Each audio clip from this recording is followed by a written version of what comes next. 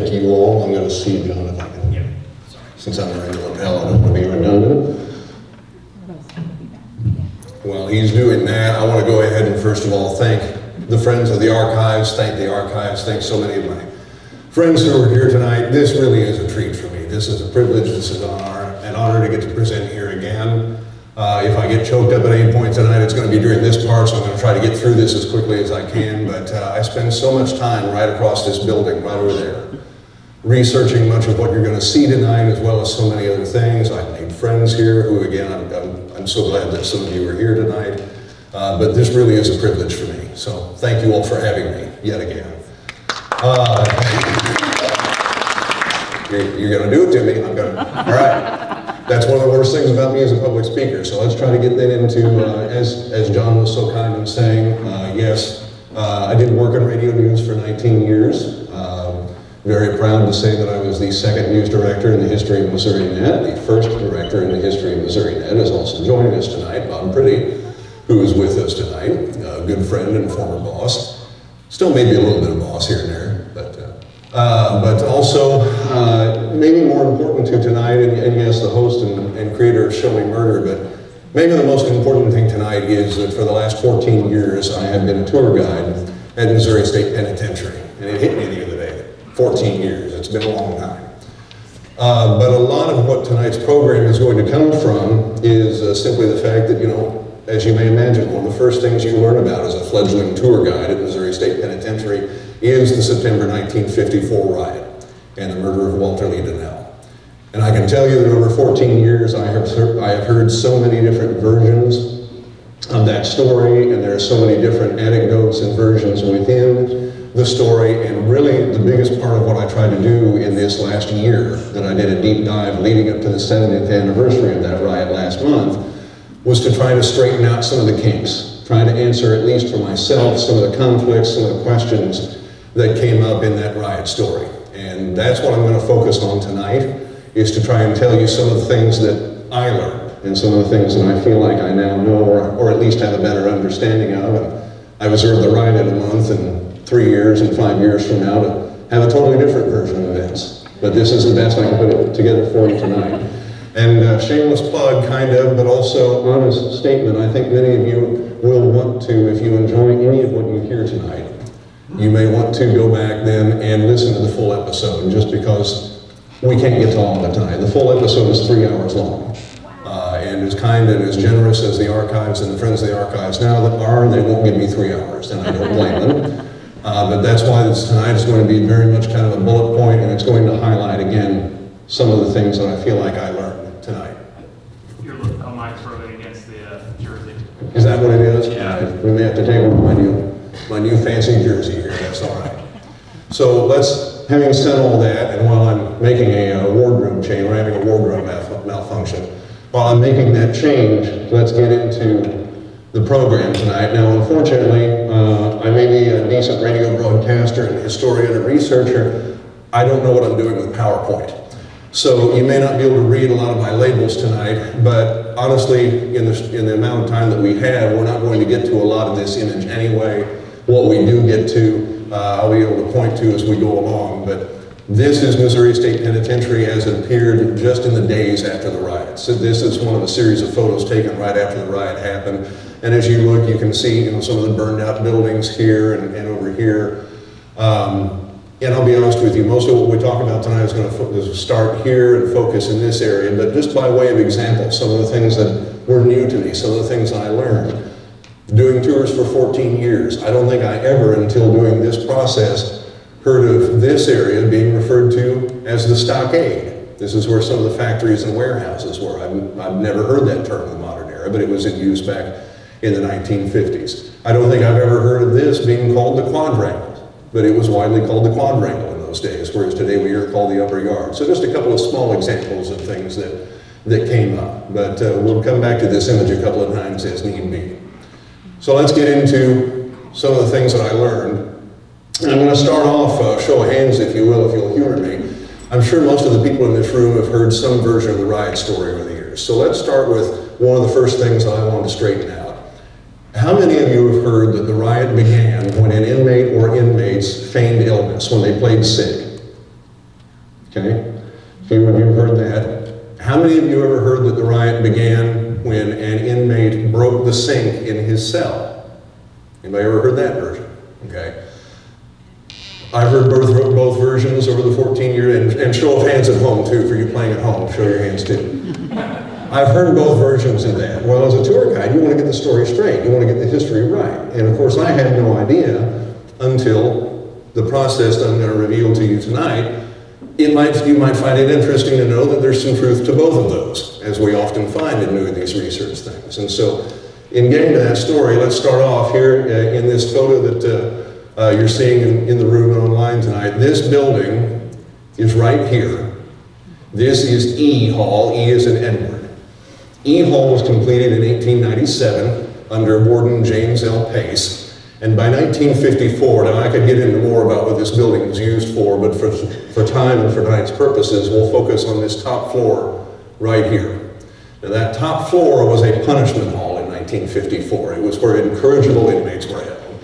And they were held in those cells some weeks, months, sometimes more than a year for offenses that ranged everywhere from punching a guard and doing poor work in the factories to throwing a spoon on the floor and possession of nutmeg.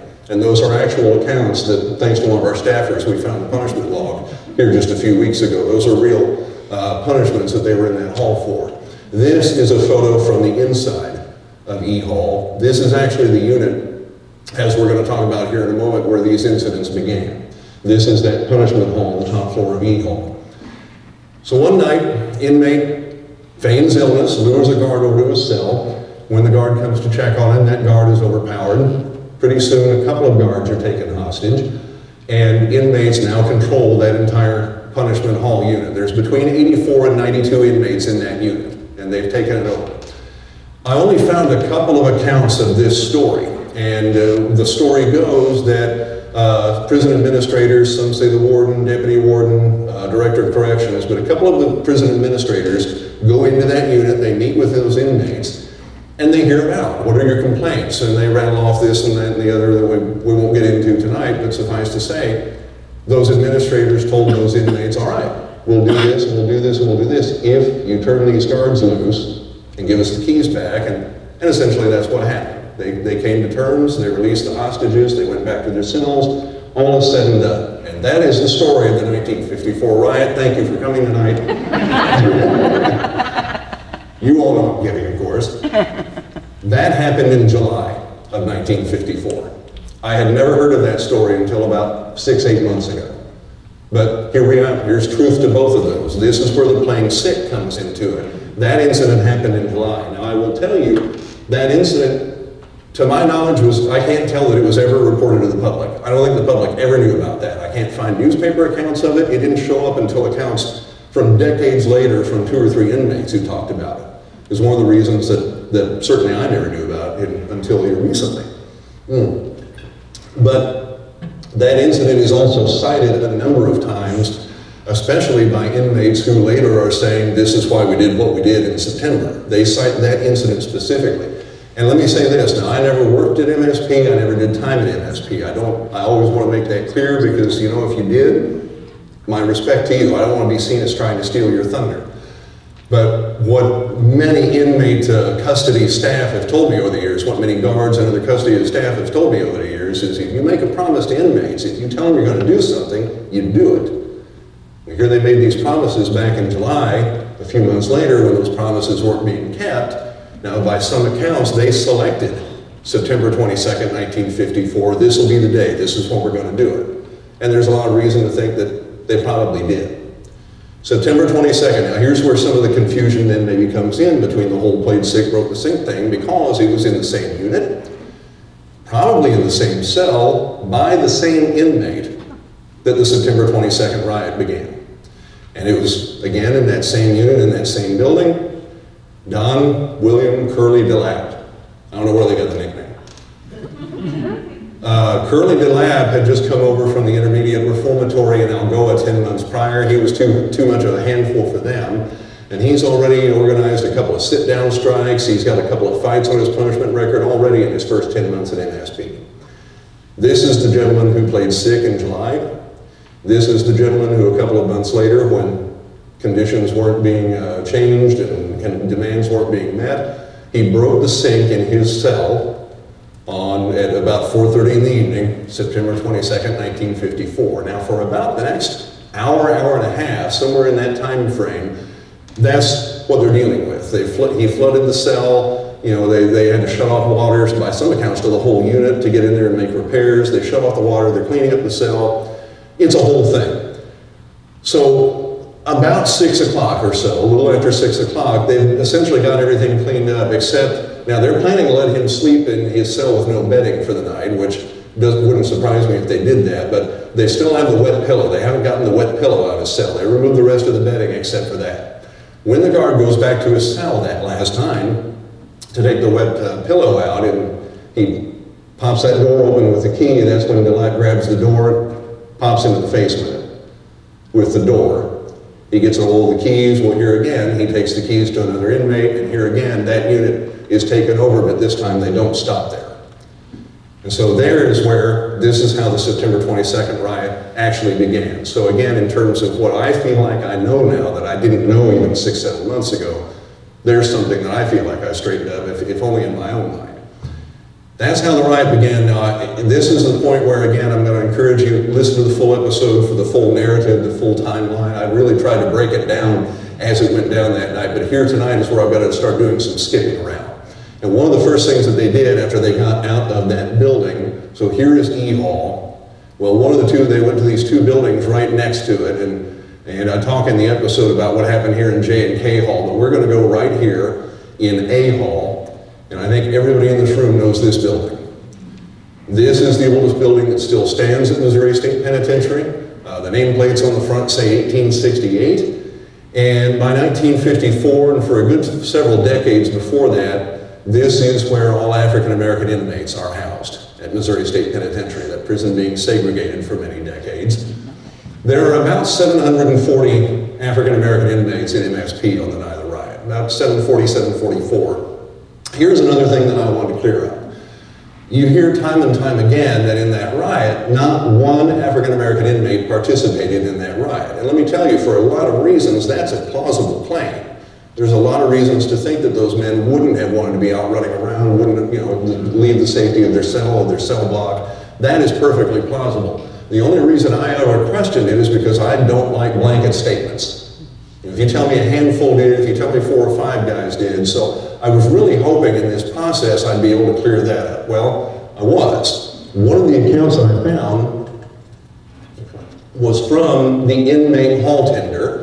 And I found a statement from him, actually of the State Historical Society in Columbia, who I also thank for their input in what you're hearing tonight. But in this account, so he would have been the inmate worker in this building. And he tells us about them getting into the building and those first, few hours of the riot and how tense everything was. But he tells us that of the 744 inmates in that building that night, he references about 200 of them did come out of that building and ran around in those early hours, or those early, couple of hours anyway, with the other inmates. Specifically, they went and raided the commissary. And in the commissary, of course, these guys had very limited access to the food. They had limited access to, that was one of the first places they went. They got eggs and bacon are referenced extensively, coffee, cigarettes, a lot of mentions of watermelon that night across multiple inmates throughout that prison enjoying watermelon at different points during the riot. Well, these were among the men who raided and got all those things and took them back to A Hall, and at least according to that one account, that was essentially the end of their involvement for the most part. So I would say that statement that none participated is actually largely true. Because in my mind, now many of the men, his account and others tell us too, that many of the men in this building, they didn't want to leave that building, and they only did when they were threatened or forced. There was a flammable liquid poured on the floor at one point. Well, if you're leaving your cell because you're afraid or for your own safety, but you're not damaging property, in my mind, that's not a rioter. And so when we talk about inmates who actually participated in the riot, you could make a claim for those 200 who raided the commissary. I would call that participation in the riot, but they were essentially during early on. And then there was one other one I'll reference here in a little bit. But again, skipping around then, we're going to go across the yard, we're going to go across the quadrangle to this building. And once again, I think everybody in this room at least knows this building. If you ever come and take a prison tour, This will be one that we hopefully soon will be taking you back in. This building goes by a number of names, most commonly called McClung Hall, named for the warden at the time it was built in 1917-18.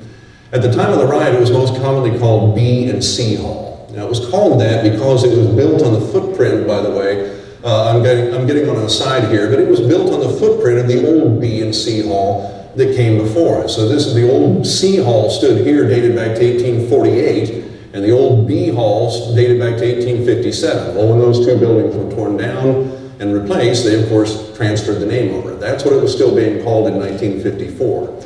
And there was a lot to this building. There were more than 768 inmates throughout this entire building. The inmates of the day called this the main hall, probably because that's where so many of them were concentrated, more than any other single cell block there.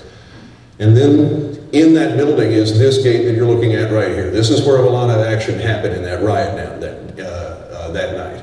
And so by way of telling you where that is, and especially if you come back and take a prison tour sometime when this building is reopened, typically we'll go in through these doors here, and the first thing you'll see, you can go up some stairs and go to the left and the right to A and B Hall. Well, in this case, you go down some stairs immediately to your left. Today, there's two gates there. They were not there at the time of the riot. You go through those two gates down those stairs and you turn left, and you'll be facing that. That is the gate to B basement. And I'm going to tell you what B basement is in a moment, but first I want to tell you about these photos right here. And you'll notice in some of these photos, there's a page number. I think this one over here has the name of the court clerk in Cole County at the time. I want to tell you about the significance of these photos before we move on. In me trying to clear up questions and elaborate clear-ups and things that I have heard for years, this is from a series of photos that answered probably 24 of my questions in one group of photos. This series of photos came out of a trial transcript of one of the alleged ringleaders, Raleigh Laster.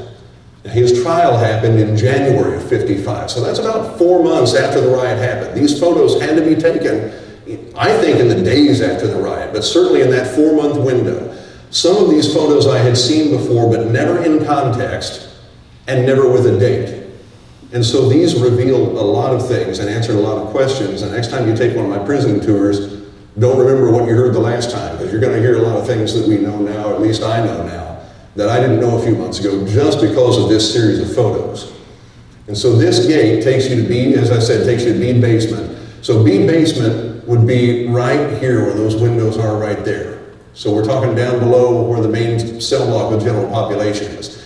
And in B basement, on the side that faces this yard, so in your photo it would be this left side over here, that is where new inmates of color are dressed in as new men. They would sit in those cells in that unit for about 6 months at a time before they were transferred, in this case, over to A Hall to do the rest of their sentence. So that's what that left side is. Then if you go right, you go through this gate and go to the right, that is safekeeping. Now, safekeeping was 3 different things. Safekeeping was for, again, incorrigible inmates. You heard me say that once before, so let's call these particularly incorrigible inmates. Safekeeping was for inmates who were in protective custody. We're going to get to a couple of those guys here in a moment. Safekeeping was for death row. These were for convicted men. 2 men on death row that night don't really figure into our story, but I say that because I want to highlight another fact. Because those photos were in a trial transcript with the testimony that came with them, we know exactly who was in safekeeping that night. We know every cell that they were in. I can go through that cell block the next time the tourists go in that building, and I can tell you who was in every cell that night. And I'll come back to maybe thought here in a moment, but that's, for a historian, for me, that was huge. And so you go through that gate, and now here again, I'm skipping around a little bit. For the sake of time tonight, we won't spend a lot of time on any of these individuals, but some of you will know these names if you've heard of the riot at all. These are the 7 men who went on to be declared the ringleaders of the 1954 riot. These are the men who were later convicted of the murder we're going to be talking about here in a moment. And so, for example, here's Don William DeLamp. We talked about him. He's the one who essentially started the riot. William Hoover was also in E Hall on the night that the riot began. He was the one to whom Curly DeLamp initially passed the keys before things spread out from there. These 2 guys right here, they had been instigators in that July incident that we talked about, and by some accounts, they were moved to safekeeping because of their involvement in the July incident. Now let me tell you something else that I now believe, but I can't prove to you. I know the murder we're going to talk about tonight, and it's often said that the inmates went to death row to kill this guy. I don't believe they did. After what I've read, my opinion now is that they were trying to get this guy out. And in those first 40-45 minutes, when they're beating and pounding on that gate with sledgehammers and crowbars, and they had an acetylene torch, they couldn't get to work, at least one of the men beating on that gate, by some accounts it was Curly DeLapp, was shouting, "Slick, we're coming to get you, we're coming for you, buddy," referring to him by name.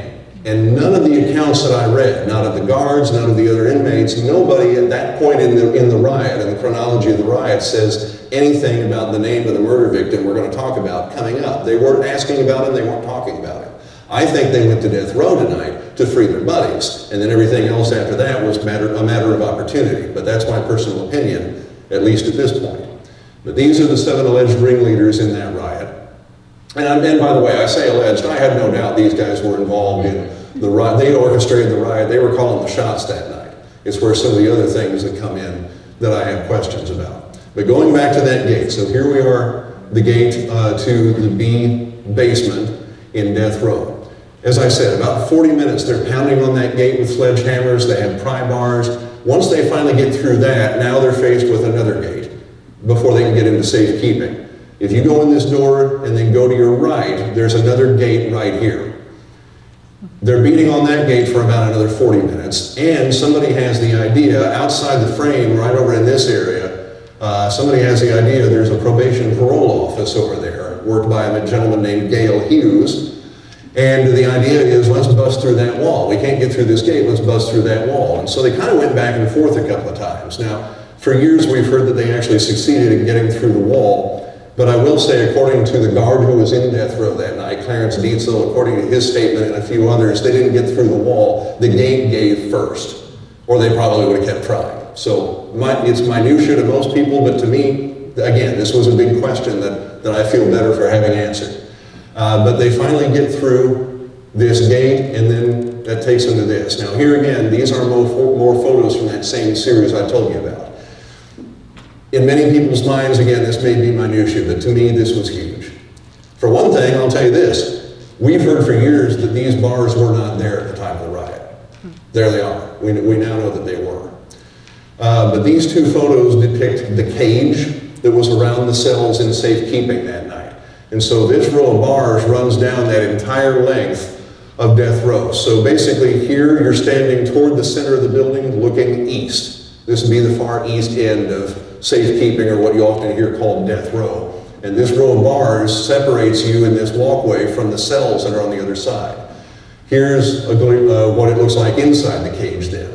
A couple of things you won't see today. One thing you will see today is these screens. Those screens stuck out about a foot and a half between each cell. And at the time, the purpose was, okay, here I am in a cell and I want to pass something to my buddy. I can't get past that screen. You don't see those down there today, but here they were at the time of the riot. If we ever talk about the Greenleaf's kidnapping and Hetty and Hall being on death row, we see them there in '53, 8 months before this took place. Note too, this door right down here at the end. And so what you have in safekeeping are 32 cells. Well, you have about the first 7 or 8 cells, and then that door. And then on the other side of it, 1 cell width is another door. In between those 2 is the shower in the middle of the walk. And then on the other side of that is 8 more cells. Now where a lot of what I'm going to talk about next happened then on the other side of that door, down on the opposite side of where we're standing. It would be all the way on the east end of the building, all the way on the east end of safekeeping. And this is where I start to question what picture is next. So let's find out together. Yes. All the way on that east end of safekeeping that night are 2 cells, and in the second to last one is this man. Many of you, again, you've heard his name. This is Walter Lee Donnell. Walter Lee Donnell was considered a snitch. He had testified against some of his buddies with whom in St. Louis he had been carrying out robberies in drugstores, and they had netted in today's dollars about $40,000 or $50,000 worth of money and untold amounts of narcotics. So they had carried on several robberies in there that we won't get into the details tonight, but some of those are interesting in and of themselves. But he testified against a couple of his buddies, And he is an example of somebody who is in safekeeping for safekeeping. He was down there for his own protection. In the very last cell then is one of the baddest men in this entire story, and I didn't know that until about 8 months ago.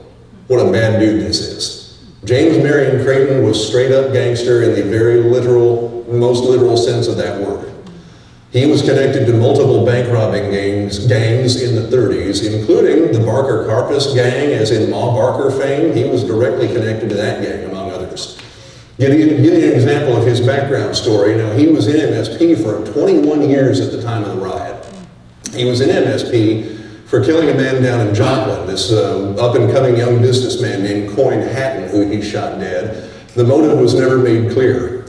Some people think that Coin Hatton just said the wrong thing at the wrong time. Well, he shot that man 3 times in the chest while he was on a date with a woman down there in Joplin. That was one of the theories of the crime, was maybe that the woman was checking out this other guy and he got jealous. But let me express this to you. So here he is on a date down in Joplin while his wife is sitting in a jail in Nebraska for her involvement in a bank heist that he carried out.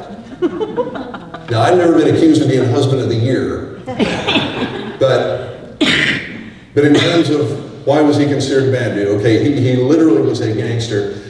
He's often been described to me as a snitch, and I will not say he wasn't. But from the accounts that I read during the riot, now Raleigh Laster, for example, they don't refer to him as a snitch, but Raleigh Laster had bad blood with him, because when they were in E-Hall together, one of your few forms of entertainment in those punishment cells, silent conditions, was the newspaper. Every time he got his hands on the newspaper, he'd clip articles out of it before sending it on to the next guy. They never got to read those articles. Raleigh Laster called him out on, and he threatened to kill him. So they had some bad blood. So there weren't any accounts of him being a snitch, but there were other examples of him. People just hated this guy. 1947, he threw gasoline into a cell with a man locked in it and lit it and killed that man. Burned him to death. They wanted to get to him for reasons like that. So here he is again in protective custody, safekeeping, right next to Walter Lee Donnell. You remember I said a moment ago that I now think that they went into death row to break out Slick Stidham, okay? And then then they went and killed Walter Lee Donnell. No, they didn't. The first thing they did was try to get to this man. And when they went to his cell, now I think I know which picture is next. Okay, so here again, same series of photos from the trial transcript. We now know exactly what these are of, and we know a 4-month window in which they were taken. Again, for me, this was huge. But I want you to notice a couple of things in this photo. Here it is handwritten over the top because it was referenced in the trial transcript that this was James Marion Creighton's cell. That's where he was locked up that night. You notice that webbing, that barrier I told you about has been busted out. Now I'll explain why here in a moment. But this is the cell he was in that night. So a group of inmates, and he later testified as to who some of them were, at least he claimed who they were, went to that cell to try to kill him. Now somebody earlier in the evening, before they got to him, had given him a length of iron bar that he was using to swat it then through the bars. And he had also taken concrete out of a place where his cell had been repaired and broke the tines off of his comb, and he stuffed that material into the lock right here. That's why I think that is busted out, because with him swatting at you through the bars and you're having trouble getting that key in the lock, I think they came around to the side and tried to come through the side, because they gave up trying to get to him once and left and came back and tried again before they ever went after Walter Lee Donnell. Here again, I no longer believe that Walter Lee Donnell was the target that night. I think he was a victim of circumstance. Hey, here's an opportunity. But they didn't go for him initially. And here again, they tried to kill this man twice. But they give up trying to get to his cell, and then right here is where Walter Lee Donnell was held. 6 months ago, I couldn't tell you in which cell Walter Lee Donnell died that night. But because of this series of photos, the next time I take you on a tour of Missouri State Penitentiary, I can tell you what cell that happened in. It was because of these photos. I think for all the world that is Warden Harold Swenson standing there. It sure looks like him from the side and to the back. But this photo, thanks to the testimony we know, was taken by troopers when they were investigating that murder. And one of those troopers got in this cell over here. He got in Creighton's cell because, of course, they were going to rely on Creighton's testimony. And the question was, can he see from his cell a man standing in front of the cell next to him if that screen was in the way? And so that's when this photo was taken. It was during that portion of the investigation. But it is in that cell that Walter Lee Donnell was murdered. And so here in a moment, some of you have heard me say this already. I'm going to show you a photo that dropped my jaw when I saw it. Some of the staff in the archives, I think, thought I was actually having some kind of medical episode. I had this totally spontaneous response when I flipped that transcript open. It actually went to that photo. It was the first thing I'd seen. I hope you all find it as huge as I do. I gotta remember I got a mic on. But let me tell you one more thing. I said for years I couldn't tell you which cell well, here's one of the reasons why. Those cells today look like this. Somewhere shortly after the riot, and it's not clear when, but I'll tell you it's cinder block construction, could be as early as the late 50s. What you see today was extended out. The walls were extended forward about 4 or 5 more feet, and today it's one door in front of the other. So those cells are still there, but they look totally different. And in the 80s, they poured big concrete slabs in there for the guys who were on suicide watch, so they're sleeping in there and nothing but a paper gown on this. Well, those weren't there until the 80s. So that's part of the reason we didn't know those cells were the 4 in which this happened, is because they look totally different today. And we were looking at a totally different portion of that wall. And so let's get to that photo then. That, folks, I never thought in my life I would see this, and I hope it is as, let's say, fascinating to you all as it was to me that night. Because when they killed Walter Lee Donnell, of course, they get into that cell. There's, by different accounts, there's 3 or 4. Some accounts say there's as many as 7 people in that cell. They stab him, they beat him, they kick him and pound him into the floor. And one of the last things they do is they finish him off with a sledgehammer. I never in my life thought I would see so much as a picture of that sledgehammer. And that's what was staring me in the face that first time I cracked open that trial transcript right over in that research room over there. But this is the sledgehammer. This is what would be called a stone cutting style of sledgehammer. It's got what is probably about an 8-pound head here, and it's round on one end, which is the end that was used on Donnell that night, and this end is more narrow, more of a cutting style. And if you look at this photo long enough, you'll see that it's about 2 feet long, and the head is about 9 inches wide. But the other cool things you might notice, there's still evidence tags on this. As I said, this was entered into evidence at the trial. 2 highway patrolmen spoke about this, including the one who discovered it. Interesting side note, Trooper Willie Barton, Lieutenant Barton, when he went into death row that night, while the riot is still going on, 10:30, about 2 hours after Donnell murder, he was in death row and found Donnell's body laying in a pool of water and blood on the floor with that sitting next to the left shoulder. I still haven't seen an explanation of why, but Judge Sam Blair was with him when they went in. I haven't found an explanation of why, but it came up at the trial. Yeah, I was there too and saw it. But they removed the body, removed the hammer, but Trooper Barton and one of the troopers who worked at the crime lab and examined this testified, this is it. I never thought I would see this thing. And whether you call it cool, fascinating, whatever, it's a huge piece of historical evidence that I just thought we'd never see. I don't believe it's ever been shared publicly, but I would say many people have not seen this in 70, very, very few people have seen this in 70 years, so you're among the first. But you'll notice, like I said, the evidence tags that are on the side over here. In the discussion in the transcript, they talk about it being visibly bloodstained. In the black and white photo, perhaps mercifully, we don't really see that tonight, but they describe it as such in the photo. But that was part of what I wanted to share with you tonight. Then we come back to these ringleaders, and here again, we don't have time to get into all these details tonight. I'm not sure where I am on time, but I need to leave time for Q&A. But in the episode, I still don't fully flesh out, there were 7 different trials. I didn't want to break all those down. We'll save that for the book maybe if that ever happens. But all 7 of these men went on to be, I say, convicted of the murder of Walter Lee Donnell.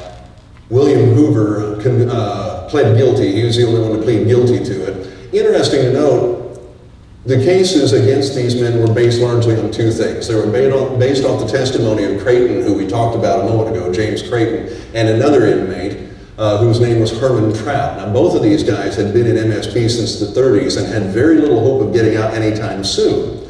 And so there was a lot of doubt cast on their testimony as, they're doing this to get something in return. Lo and behold, after the last of the 7 trials wrapped up, guess who got released from prison? Sermon Trout, and James Marion Creighton. There were a lot of reasons to doubt that, more of which I get into in the podcast episode. But that was one of the major pieces of evidence supposedly against them. The other thing were statements, handwritten or typed statements that these gentlemen signed, allegedly claiming that they committed the murder. I can tell you, just a few days ago in preparing for this performance tonight, for this presentation tonight, I went back over William Richard Hoover's statement. He never says he participated in the murder. It made me, I need to go back through the other 6, but he didn't say he did it. But that was one of the major pieces of evidence against them. Raleigh Laster was sentenced to death for it. His death sentence was later commuted to life by Judge Blair's brother, Governor Blair. It was one of the first acts that he took when he got into office. But these were the 7 men who were convicted. Oh, and by the way, this gentleman right here, very lovely conversation with him back in May. He's still alive, still in prison down in Charleston, sharp as a whip.